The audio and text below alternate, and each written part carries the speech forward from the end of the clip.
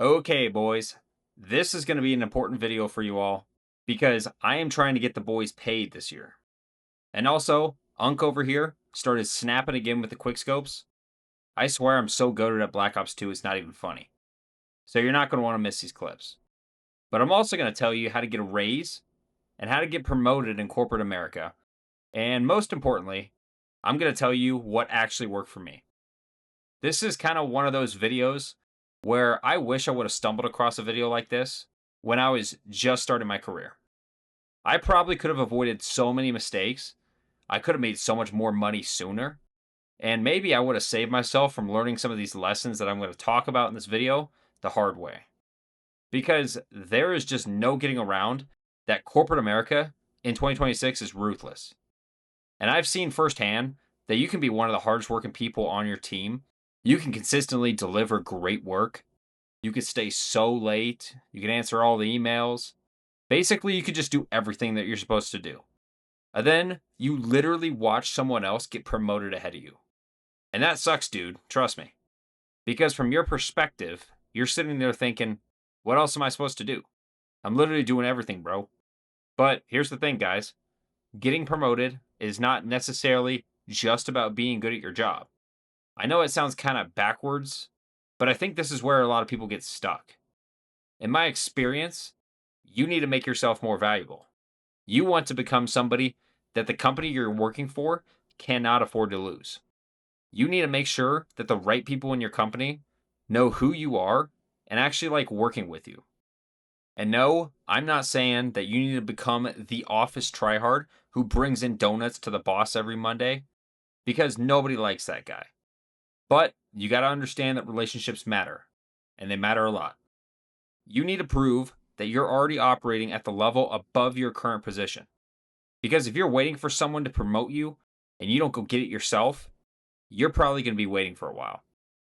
So, to summarize literally all this in this video, I want to break it down for you youngins exactly how I would approach getting promoted in corporate America in 2026 and how to become an absolute corporate weapon. I'm going to tell you exactly what's worked for me because I got the boots on the ground right now. And this is going to be the perfect video if you are feeling like chugging the corporate Kool-Aid for a little bit. And listen, please, have a life outside of work. Do not be a complete square. But if you're going to play the game, you might as well learn how to play it well. So, let's start with probably the most obvious thing. You got to make yourself more valuable, guys.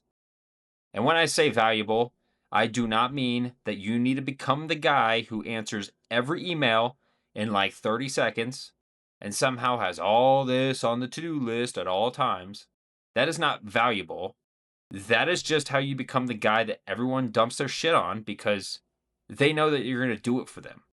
You're just being a tryhard and you're not actually doing anything. What you really want to become is someone who the company genuinely can't lose. There is a big difference between being a tryhard and being someone so valuable. I'm going to explain it. The mistake is thinking that being busy automatically equals that you're doing well and going above and beyond. If you're working 50 hours a week and you're slammed with all these projects, you're answering emails late into the night. I've seen this one so much before and it pisses me off. But you're going to be exhausted after all this. If this is the pace of your work, you're going to be like, oh, there's no way they can deny me a promotion. Look at how much I'm working. Look at all this extra work I'm putting in. But your boss does not necessarily see it that way, and that is the problem. Your boss might just see it as someone who has a really full calendar. Being busy and being valuable are just different things. You want people coming to you because they know that if you're involved, you're going to get shit done. You want people to know that you're him, you're Himothy. Maybe you're an engineer who becomes the person that everyone goes to when there's a complicated technical problem. Whatever it is, find something that matters and become really good at it. If you're an engineer, for example, don't just know how to design the thing that you're working on. Go out into the field and see how it's actually being operated. Go out there and get off your ass. Go talk to the guys in the field. Go talk to the operators, the electricians. Understand why things are done the way they're done. You can start connecting all these dots, and suddenly you're not just the square engineer. You're the engineer who understands the technical side of the job, and that is valuable. That is where you're going to see this translate into promotions and new opportunities for you. Eventually, your boss is going to start thinking like, "Oh crap, if this person left tomorrow, we'd be in a serious problem." That's when you've built some leverage, my friends. If you could walk into any role and just make it better, please document what you did, because then when you go, "What's next?" you have something to show your company that what you're capable of is operating at a higher level. So, yeah, I mean, I've hit that one on the head. I'm not going to beat a dead horse here. But the second thing, and this is one where you introverts are going to get a little uncomfortable, is that you need to make sure that the right people know who you are and actually enjoy working with you. There is no getting around it, but relationships matter so much in corporate America in 2026. They matter just a ton. You can be incredibly good at your job, but if nobody outside your immediate team knows who you are, you're making your own career so much harder than it needs to be. Promotions aren't decided by some magical algorithm that spits out, "Oh, this big new fancy job title for you." Promotions are usually decided by the people sitting at the big round table, the high table at work, talking about who they think is ready for the next level. It's really a game of like, who do these people like the most? And when your name constantly keeps coming up in these conversations, you want people to be like, "Oh, yeah, I know that guy. He's really good and he's easy to work with." Those conversations are so powerful. Now, it doesn't mean turn into some slimy corporate politician, because if you do, you're just going to piss off a lot of people around you and you're not going to be enjoyable to work with. You are going to speed run how to create a lot of ops at work. Go build meaningful relationships with your managers. And just as importantly, please build relationships with the people you work alongside every day. You never know if one of those relationships is going to turn into an opportunity, let's say like 3 years down the road. And I think this becomes exponentially more important as you move further into your career, because early on, your technical skills could get you noticed pretty quickly, but eventually your ability to work with people becomes the biggest part of your value for the company. Nobody wants to promote the person that's brilliant, but makes everyone want to slam their head into the desk every time they have a meeting with this guy. I call these people at work needle noses. So don't be a needle nose, guys. People will promote the people that they trust the most. So, yes, do great at your job, but don't spend your entire career hiding behind your computer waiting for someone to discover how awesome you are. Get out there, meet people, build relationships, and make sure your reputation follows you around the company. And the last thing, but this is certainly not the least, is that you need to prove that you're already operating at the level above your current position. People can get stuck here for such a long time. People can sit around just waiting for their manager to come around and tell them, "Hey, Brent, have you been doing a great job? We're ready for that promotion for you." I would imagine that this happens every now and then, but I would not bet that your entire career strategy should be this way. If you're waiting for someone else to notice that you're ready for promotion, your ass might be waiting a long time, brother. If you want to become a senior engineer, start taking on senior level problems before they give them to you. If you want to become a manager, start showing that you can lead people now. Start showing how you coordinate projects, how you make decisions without somebody holding your hand the whole time. If you want to become a director someday, start understanding how your work integrates into the bigger business.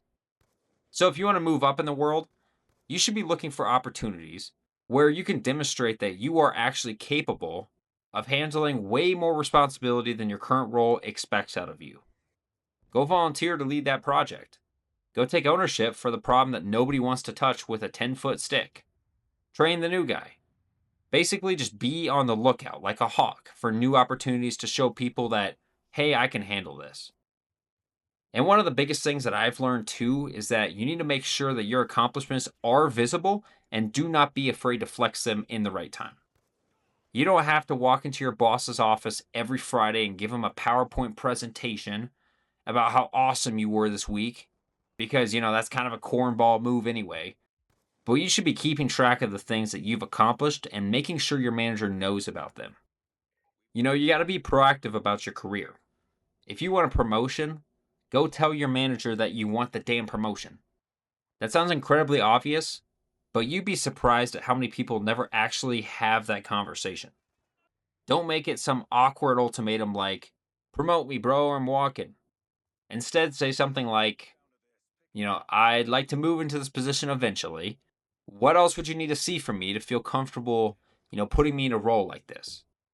And now you've played offense. You have a target. You know what skills you need to develop, and it puts a little heat on your boss. So, again, just don't be a defensive employee. You got to be on the offense and be on the prowl. So, I mean, that's really all I have for you guys today. Hopefully, you got something out of this video. And more importantly, hopefully, you can take a few of these things and actually put them into practice to get your next promotion. Because getting promoted isn't about being the person who works the most hours, unfortunately, or the person that says yes to everything. Getting promoted is about being someone who brings a lot of value to the table, someone who can build the right relationships with the right people, and someone who can prove that you're capable of operating at the next level. And listen, I know corporate America is not everybody's dream. Some of you are probably watching this thinking, I'd rather eat glass than become a corporate weapon. And that's totally fine. But if you're going to work in corporate America in 2026, you might as well understand how the game works and how you can use it to your advantage. So if you're trying to get promoted this year, go out there, get your bag, and let's get paid, boys. Leave a comment down below with what are your thoughts for this video? I genuinely like to hear what you're thinking.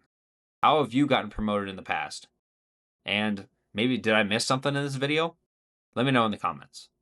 And if you enjoyed this video, make sure to like and subscribe, and I'll see you guys in the next one. Peace.